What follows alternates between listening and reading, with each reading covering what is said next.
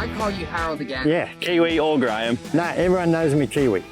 I started with the club in mid-80s. Yeah, well, all my kids have come, my two boys have come through it. And I think something that really needs to be mentioned is it's so good for the juniors. Like they start at 10, so when they get their driver's licence, most of them are not out on the road hooning around, and they know how to control a car. So it's a big safety aspect. Yeah. Controlled environment, you know, and they can learn the craft, but not only a craft of racing, but craft of how to drive a car and how to drive it safely as well. Hi, my name is Caleb. I race speedway. I'm 11 years old. I've been racing for about a year now. What kind of car have you got? What kind I of stock is it? have a Mitsubishi Lancer 4-door. We converted it into a manual because it was automatic. So we have the roll cage and then we have the computer just in here. Computer box for the rev limiter, and this is the on and off switch basically. No, there's no door. Yeah, so we climb in from the windows. You climb in from the windows? Yeah, well, I'm very short, so we have extensions about this big. The seat's not a normal seat? So the seat is, we have the harness device. Yeah. So basically, when you can loosen them, but when we're in the car, they have to be, we clip everything on and we tighten it down properly. Really good. And so you're pretty strapped in there? Yeah, so if we do have a crash, it's not, we don't go forward and then the seatbelt straight stops, so we don't go head first. And if that does happen, we have padding for the steering wheel. It's amazing because if I am out of control in a real car, it gives me the knowledge and skill to know how to correct it or put it in a place where I'm not going to get properly hurt.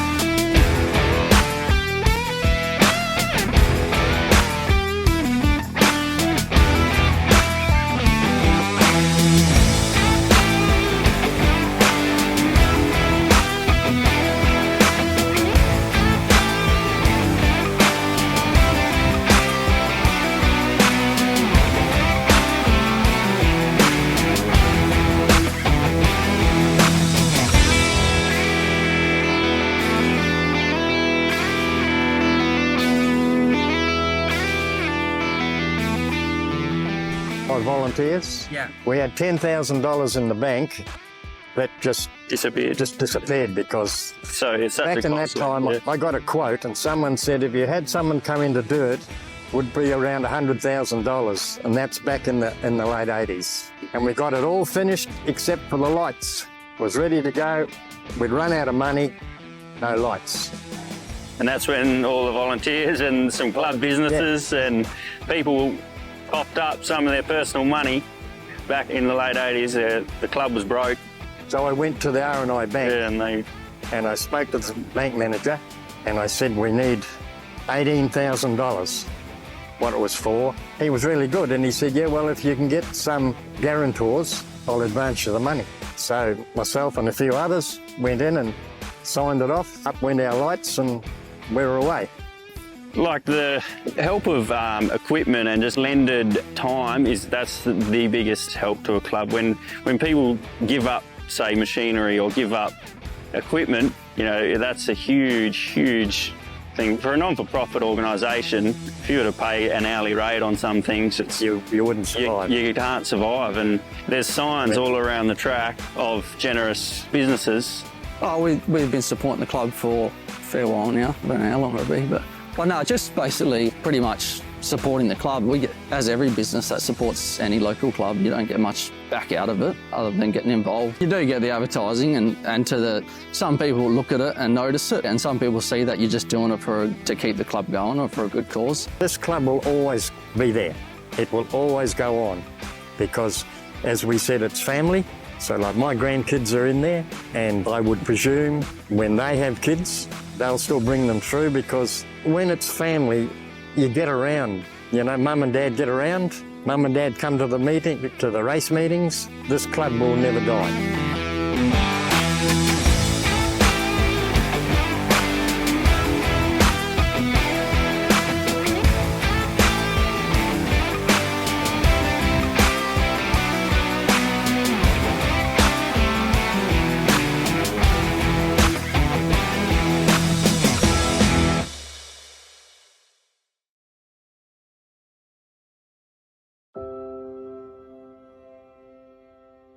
Well, I originally said 1924, so it's about 100 years old.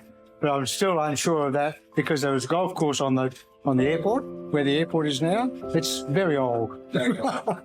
Margaret, sitting out there, has been playing for 52 years, so she's not playing now, but anyway. Margaret, how long have you been a part of the golf course for? About 52 years. I've been playing for 66 years. They used to call us the Ninja Turtles because we rode gophers to play golf. And he said we looked like Ninja Turtles. But I must admit, Brenda did look like a meerkat when she was standing up on hers. My putter, I started using that in 1956 and I used it until this last day I played golf. We won't get involved.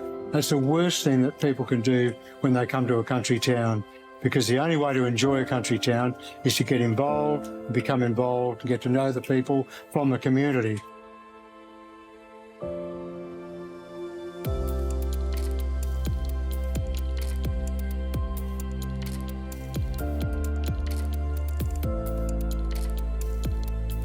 Yeah, it's an 18-hole golf course, that's a good start. But we've done 3 under retic and started a 4th only a month or so ago. So it's just all volunteer labour that puts it in the ground and gets it ready to go. So that's about it. Which leads us on to the next problem. Of course, we need more volunteers, like every club and association, in everything, because it's the older people.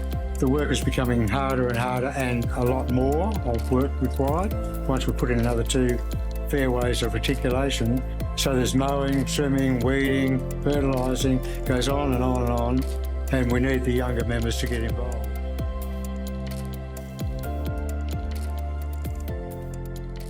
Well, I started sailing when I was 12 years old out of that green shed over there, Andrew. There was a boat called, with a blunt nose, a punt nose, called a gaff rig Pelican. And I started sailing with all the local lads.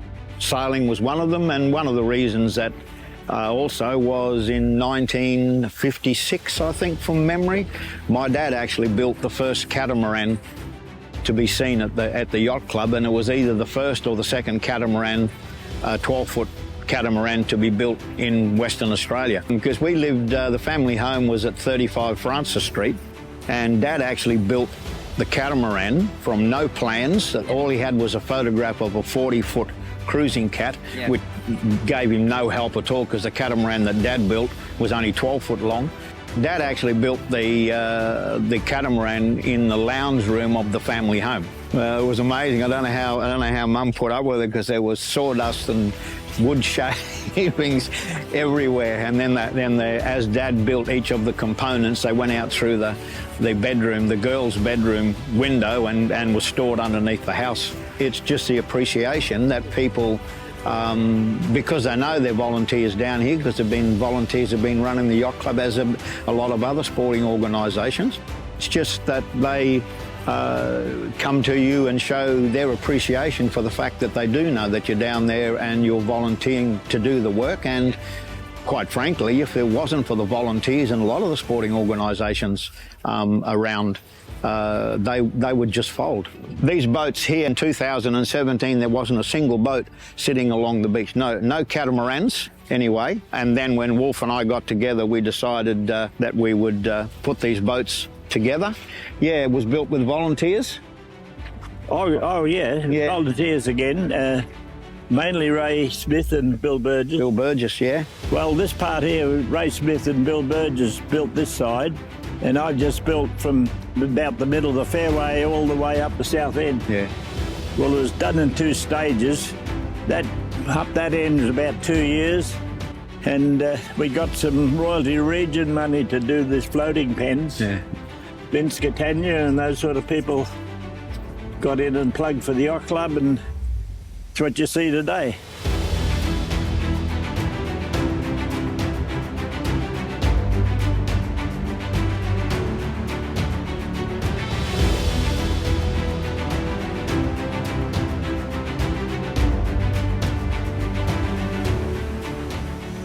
Yacht club's on a pretty good setup now.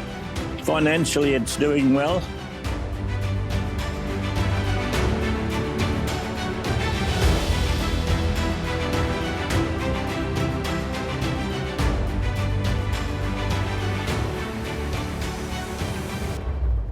They've got floating pods there. They can park the dinghies. They can go down to Woolworths, collect their shopping, and then go back out to the yacht and sail away. Hang on, I'm talking into that, you can hear me. Forgot about that. So we're in our 47th year, I think, here now. There we go. I put that in there for a man's, but it could be a lady's. No idea. Bodysuit. Show it to him. Show in. Are you wearing that one, Mary? Yes, definitely. Off to blowholes we go. Yes, definitely. Some nice jeans in here. There's nice menswear. Someone sent some really nice stuff in. It stands for Friends of Citizens Under Stress. I've been in Carnarvon for since September, the beginning of September. You know, Carnarvon's small, but once you get to know a few different people, I feel like you know the whole town. And in a way, in a good way, like you see people down the street and they smile at you, or you come to a place like Focus and you meet so many wonderful women. So, yeah. I'm originally from Florida. But I live in Washington, D.C. So I've basically been a volunteer since I was in high school. And I've kind of done all different types of volunteering. This is the first time I've ever volunteered in a thrift store. So that's been a fun time. I've really enjoyed it. Yeah. And I walked into the store one day and they're like, come on Wednesday, talk to Margaret. And I came in and Margaret said, we'd love to have you. $4.06. Thank you. Are you sure? Right. Thank you. Thank you. Thank you, girls. There we go.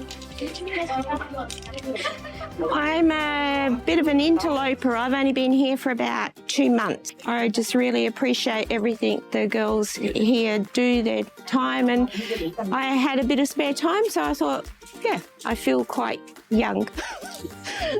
They call me the runner because I can run here and there, but I don't feel like a runner. Different kinds of customers. It's lovely. Yeah, I really like meeting all the different people that come in. Just the other day, we had a lady that came in and I think she bought all the glassware. Some people come in looking for different kind of costumes. We get all sorts of customers. Barb. Thanks, Barb. The chemist is in there. Another one of our Holly. You've been volunteering, Barb? Here. Oh, about 18 months? I was going to say about 2 years. Why do you volunteer? Seems like years. Why do I volunteer? Interaction for the public gets me out of the house. He was so funny. He loved what he had on. I thought he would have preferred to leave it on when he walked out the door. Did he? No, he didn't. There were so many people with him. We just had a ball. Him, didn't you? Yes. Nah, it was gorgeous fun. Jacket. Yeah. You can get anything in Focus. You never know. You don't. We even sell bridal dresses, everything. We had that wedding. That young girl come in for a wedding and she wanted pink. Everything pink. Everything. We had so much pink. It was crazy. It was pink. She absolutely loved. We donated the bouquet. We honestly couldn't do it without the support of these lovely ladies. They're absolutely amazing and they do a wonderful job, and we are so very grateful for everything you do. We have some fun with some of the customers that come in, and I think they're wonderful with what they do. It's incredible because it's a lot of really hard work and a huge commitment to come sort of on a certain day every week after week, year after year. I think it's amazing what they do. Just hope that it continues, that the young ones join and then stay here and grow old like the rest of us. Yes, I got here in 1966. I was 24 years old. I lived in Carnarvon for 57 years. I've been a volunteer in Carnarvon for 45 years. Well, I joined Marine Rescue in 1987. And we were basically actually sort of finding the people who actually went off our coastline, actually. I mean, we're north of the Blows there. We lost quite a few people who actually decided to fish on the rocks. And, of course, they go off with the king hopes to take no notice of that sign that's over there. And we, as a scuba club as well, about 3 of us actually in the SCS actually were scuba divers.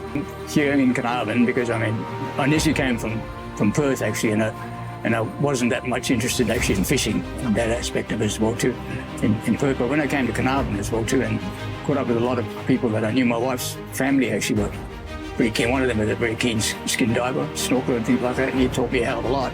A gentleman years ago, not quite sure whether Peter would remember as well too, he actually drowned in this very same area here. What we did actually was we worked from a central point. In other words, we anchored in one area and we had about 4 or 5 guys along a rope, and you sort of work around in a circle. And if you didn't find them there, you moved to the next spot. So we virtually sort of covered these circles, down the bottom of the ocean over here until we found the guy. We had a fair idea where he went down, where the crash happened. After we actually went through our method of actually sort of trying to find this guy, we did find him, and all of us actually, to the man, were quite happy actually that the family would have had some closure, that we actually found the body. That's why I actually joined the SCS actually, for that reason, and sea rescue, just keep people safe. Well, we have a number of volunteers actually, and over a monthly period actually they work out a roster for us, and generally what we do is one afternoon every month. We've got that many actually members, so it works out an afternoon or a morning, of a day in a month actually, that we sit in front of the radio and we actually just log on those that actually sort of log in and log them off when they come home. Mainly weekends, yeah, that's right. The logging on process is they actually call you up. They get your attention first with Sea Rescue. They give their name, their registration number. Some say how much fuel they have, number of people on board, where they're heading to, and when they're likely to return. Carnarvon Sea Rescue, we've got 4 people on board, 200 litres of fuel.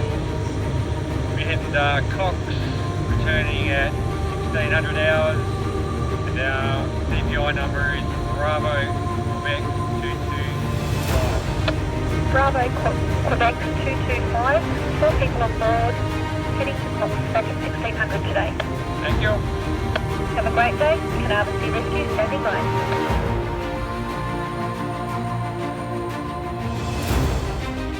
Apart from the time I was in the army and times I was out in the shearing teams, I've spent the rest of my life in Carnarvon, yeah. Well, for 79 years, I've called Carnarvon home, yeah. I originally started here when I retired in 2007. That's when I decided to join Sea Rescue. Well, the guys were doing the bit, and I did help a couple of times when Oscar used to do the radio up there. Oscar was part of a group of people that actually got killed when they ran into a barge out here, and the whole crew got killed for them. Sea Rescue, but they were all Sea Rescue members, but they were going fishing and they ran into it early in the morning, didn't they? Over the years, we've had a lot of very dedicated skippers and crewmen and stuff like that, but for family reasons and other reasons, they've had to move out of town, and that's where it makes it hard trying to get people to replace them. We've had some real good people, yeah, and they were really dedicated, really looked after the boats and done a lot of maintenance, a lot of work. But because they've had to move out of town, and because I'm 81 and I reckon I shouldn't be out on the ocean, that getting someone to replace them. We have got some young people now, because but we could use a lot more.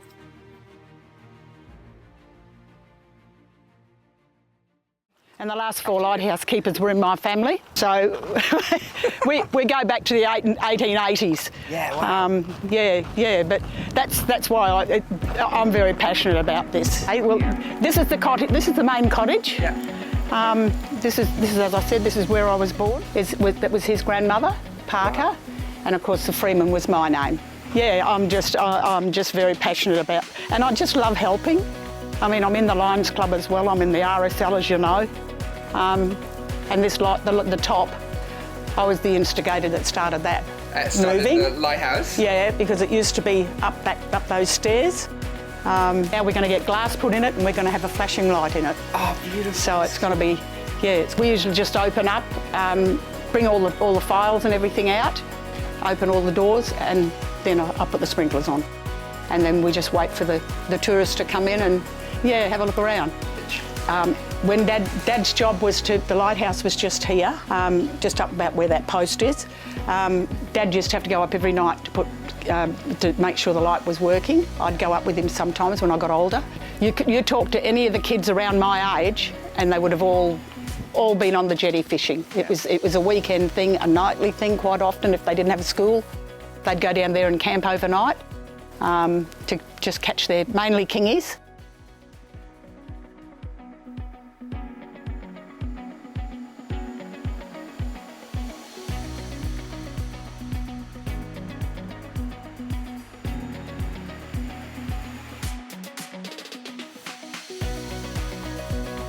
The Shearers Hall of Fame. Yeah, the jetty was actually built because we were, or became, the largest wool exporting port in Australia.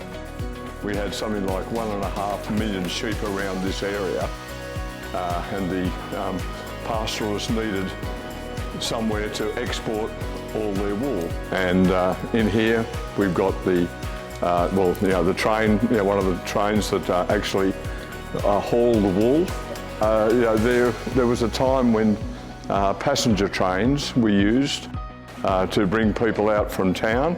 We used to call this the trike, and us kids used to love getting on it and all piling on and push me, pull you down but quite often that's how Dad and I used to go down to do the fishing, went to do the light. Yeah, and you push it, pull and push and pull. It was good fun. Us kids used to love it. The story of Charles Kingsford Smith. Charles Kingsford Smith came here to Carnarvon in 1924, and his reason for coming here was to open up with friends Gascoyne trading.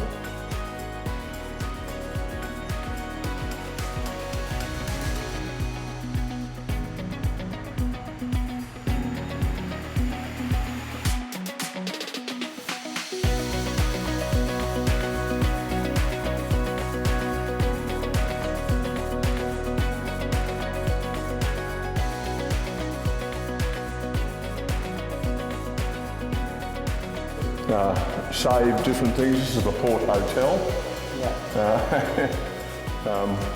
When somebody left the tap on. That was the race for the sheep, to push the sheep down the jetty. And then when that was knocked down, when we stopped doing that, it was pipes put down for the whaling station for whale. When I first arrived in town, I was volunteering in town. Just from being around. I also volunteer at the Space Museum. I think when I actually started work up there, I thought that an astronaut was a glorified pilot, and I had no idea what Carnarvon had done in the space race and so on. But I learnt on the job, and it's the same down here. I learnt on the job. Questions. Yeah.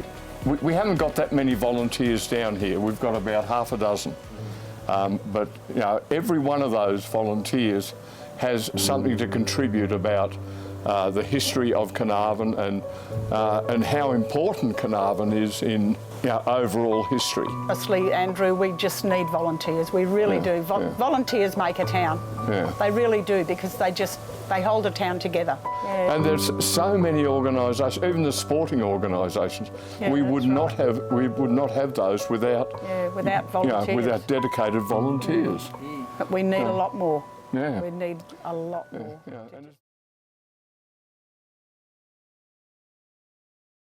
We really miss our logistics lady who was here, who said, I'll join and I'll do anything to do with feeding you, supporting you, getting things ready, driving things, eskeys, ice, whatever it is. But I'm not going to, be doing any abseiling or anything like that. And she was a really good example of being a fully fledged, functioning, busy, hardworking member, but she didn't do the stuff that people probably typically think you need to do at SES. The role for anybody. I'm not going to zip line ever. But I fold the lines. I'm not going to come down the lines or go up high, but I fold the ropes for you and I'll make you a sandwich. Yeah, so we got a call out and two of us went out because it was only one house, me and Elsa. We went, we're just going to quickly give them some sandbags. Within a matter of 30 minutes, we had another 12 call outs.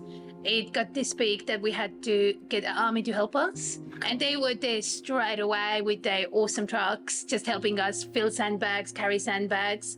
It was, solid team effort. A red alert has been issued for parts of WA's Midwest. Anyone between Carnarvon and Northampton must shelter immediately. Yeah, Shire was helping to fill sandbags. We were there with our trucks, army, everything. I was just surprised how quickly it went from 0 to 100 and how we actually stayed calm. Because we had phone going, one was taking calls, the other one's writing down addresses. Everyone needed help at that very second, and you wanted to help everyone at that very second. I had been thinking about doing something to give back to the community. I wanted to volunteer in some capacity. Main reason was to meet new people, make friends, learn some life skills, to change the tyre, things like that. Yeah, I just love being able to help others, the community, wherever I'm needed. I like to be in there. It makes you feel good that you can actually be able to help others and that need help. All three of these were together. Clear search? Yeah, we were first ones on the ground, I think. Yeah. At 8:11, police requested that an SES team attend the site. At 8:09, a helicopter from a local company arrived at the scene and started. Police have revealed what could be a crucial clue in the search for missing 4-year-old Cleo Smith. It was myself and Arla and 2 other crew that got a call to go up there for a missing child that morning. Some of us had done the full land search course and some hadn't, so it was a really big thing for us to go up there, the 4 of us on our own initially. But we had lots of support from other team leaders in other areas. Our team leader was away, who came to help us out. When we got there, there was just a lot of people, a lot of fear. But we were able to get straight in and help straight away. It's just hard. I remember one day I couldn't go out. I had to go back to work. It was about maybe day 4 or 5. And I sat down at the office and straight away, I just saw posters everywhere. It was just hard to sit there and not be out there and helping. I was in tears. My boss said, go on. Yeah, as the days went on, we started getting a little bit more down and down, but we just kept pushing on and just hoping for something. But In a community which has rallied together over 2.5 weeks, the relief is set to linger for a while yet, an expression of gratitude being offered by an entire town.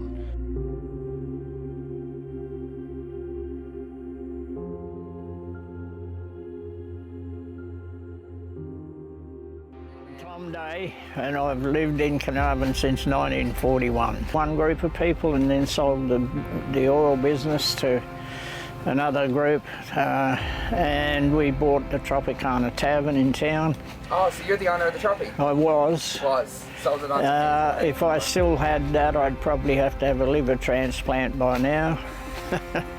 Young, I played footy, and I played basketball and cricket, and my dad was involved with the footy as well, so I just sort of naturally evolved into, I'm now a life member of the Whalers Cricket Club. I don't play anymore, obviously. Carnarvon Race Club is put up by Rower Racing Wagering WA as one of the strongest country clubs in WA. Wow. And you can't do that without good volleys.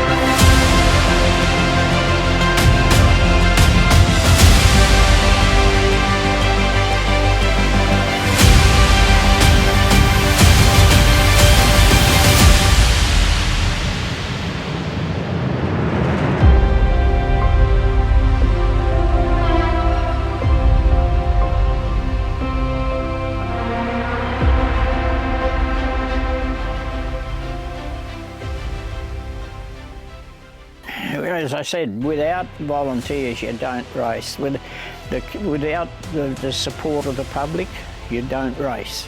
very important that the whole community comes together to support racing. Obviously not everyone in town goes to the races, but come into town, come through the caravan parks and whatever, and we try and endeavour to pick them up and get them to the races so they can all contribute to the economy. Without those volunteers to keep the place going, I just hope we do bring some younger people through, new ideas. As I said, some of the people that are on our committee on race day are racing and whatever, so you have to bring people in. You've got to run bar staff, you've got to do all of that sort of work. So I'm just hoping that, well, I know that the Carnarvon Race Club will keep going, there's no doubt about that, and I just hope that we get some younger generation of people in and step up and see just what racing actually does for the economy of this town, because without it, it's just another thing that we've lost, and we can't afford to let that happen.